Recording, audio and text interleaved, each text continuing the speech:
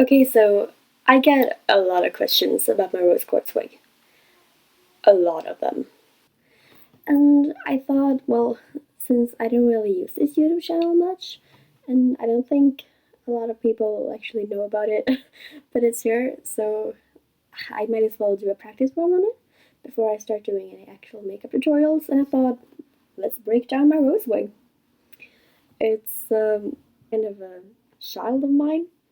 It's a project that I've been adding on to whenever I can, actually. If I ever find more hair in the same shade, if I find it secondhand, then I will buy it and just throw it in there. Because there's nothing wrong with more hair, am I right?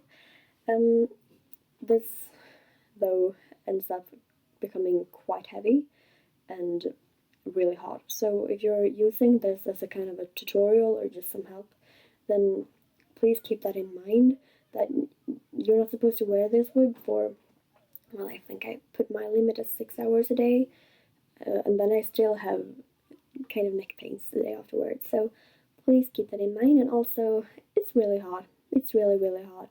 It's gonna keep, it's gonna be heavy. It's gonna be like wearing 15 hats at the same time and having a scarf wrapped around your neck because there's hair there. There's hair cascading down your back. You're not gonna get rid of it. It's gonna be a lot of hair. And kids will ask you if they can touch it. I usually let them as long as they're general and they have their parents there. But yeah. So this is gonna be kind of a weird thing for me to do, but I hope you like it. This is my monstrosity of a wig. It's huge. It's not really. I still want to make it. I need to fluff it up a bit because it's a bit. It's still a bit roughed out from the last con I went to. But yeah, it's about 80 centimeters long as the longest. Like that. And it weighs I think it's 1.4 kilograms, and I'm not entirely sure how much that is in pound or stone, but try to convert it if you want to. It's made out of four, well, not really four complete wigs, it's about 3.5, because I've taken out one of the wig's bangs and completely cut those out. It's the bottom wig, and then I have a clip that it's both like a full ponytail clip and it's really full and really nice. And I've also added some extra hair that I just got from a friend who had some wefts laying around. So yeah, it's about 3.5 wigs. And yeah, I guess I'll just... The top part here that you can see is completely like one entire wig. Because I bought two of these, they're called princess wigs, and I got them from wigsupplier.com, and I think it's a lay male wig, and I think they work together with Momo as well, but they're actually really nice. However, they were a bit thin down at the bottom, and they reached about here, so this is the top wig and the second wig, because I bought two of those, and I actually just sewed them on top of each other. So I started off with that as a thing. So the seam is not here because they already have these really nice, I call them mama bumps in between. But instead it's like if you lift it up, because I brushed the bangs together. But if you go in at the side, then you're going to be able to see that here is one wig on top of the other. So they blend pretty well. I'm just going to smooth my curls out a bit. But yeah, and then I already had those sewed in because my first version of this wig was only those two wigs. I didn't add any more for like half a year. So after I had that, I put in, well, actually my partner at the time, bought me a second-hand wig, which was, I think it was a Luca wig from the Sandplay version, which had an extra clip in as well because they were the same shade. And that's this long. 80 centimeters wig. And I think I'm just gonna take this off. It's really heavy, so it has to fall off when it's needed. But if I just, here we go.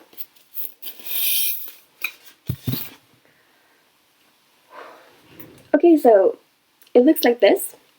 And then on the inside, it looks from afar like it's just one big wig, but it's not. if I come close to the camera, I think you can see that I've actually sewn two different wigs together here in the bottom wig. So I had to completely dismantle the bangs of the bottom wig. I've still got that hair lying around somewhere. And then I had to measure it up to the previous bottom wig I already had, and then I just sewed that one in. Those curls were a bit brushed out since it had been used before, but I just sat down with them and took a piece of hair at a time and just twisted them back into their curls like this. Then there's also the clip I have, and I'm gonna take a little time to just dig it out because I don't want to mess up after it, but it's if you go in between the two wigs I already have, like the two original wigs, then start lifting a bit, then you'll be able to find my extra hair that I sewed in. And you can't see it because I've brushed them over, but there's a dismantled ponytail clip in there. And what I did was that I just took the ponytail, like, I'm gonna take something to show you. Now this is just a regular ponytail clip I had laying around. It was about double, maybe even triple the size of this one because it was a lot more hair than this, and it was really curly and it looked the same. But what a ponytail does is that it has, well, these butterfly clips inside. So I just removed this from the teeth by cutting, and then I removed the drawstring, and then I had about a square about this big with just bufts of hair. And what I did was I didn't actually remove those because I'm really lazy. I just lift up my two bottom parts of the wig, and then I just sewed it on top of the third one. So when I hold this up, these curls are like the bottom ones, the little longer ones, are from one wig, and then these shorter ones that you see here, they're brushed out to come out from the underside of that ponytail clip. And yeah, so in the end, it's a lot of hair, and I still want to add more to it, but still, you gotta be careful. Your neck is really really sensitive, and you have to be careful about it. So yeah, but I just thought this is probably going to be a ridiculous video. It's probably going to be really short and really terribly edited because I've never actually done this before. I'm just trying to figure it out, and I thought this could be a nice try. But yeah, I don't really style it much because since it already has this natural thing, I need to cut the bangs because I've never actually cut them. They're just goes to about here on me, and can only her bangs comes through on here. So I'm gonna cut those and style them in. But yeah, otherwise I just let it be really. I've never tried to turn my head upside down with this. I don't recommend it because it's probably going to flip and fall off my head. But I like to just do a kind of downward movement and ruffle it up a bit and then lift up the parts if needed, just to add some extra volume if it's been raining and it's padded down.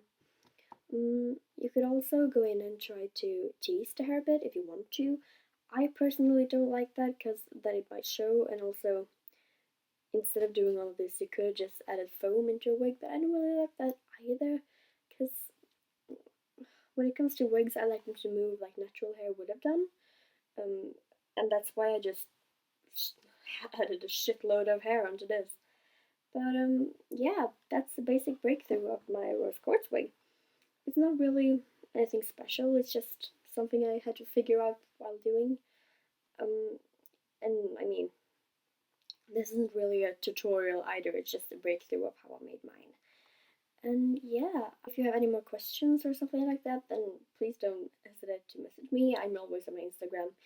If you're watching this and you probably came from there, because I don't use this channel like ever, uh, but I'm gonna leave the link to that in the description below. I can also leave the links to the princess wigs I bought. However, I don't actually know where the other wig came from since it was bought secondhand. I think it might be from Match Wigs though, since it really felt like that kind of texture, but you never really know. But yeah, that's about it, and I hope you like this.